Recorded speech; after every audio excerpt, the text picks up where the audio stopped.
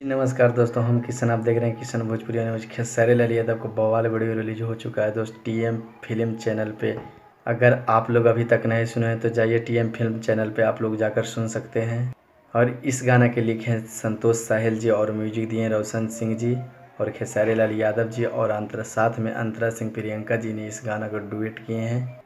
जी हाँ दोस्त, अभी रियल टाइम व्यूज इस 7 लाख व्यूज क्रॉस कर गया है दोस्त।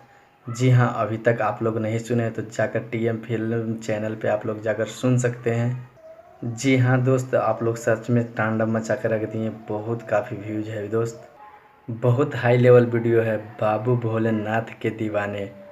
जी हाँ, इस वीडियो रिलीज हो चुका है दोस्त। अगर अभी तक आप लोग नहीं सुने हैं तो प्लीज़ जाइए टीएम फिल्म चैनल पे।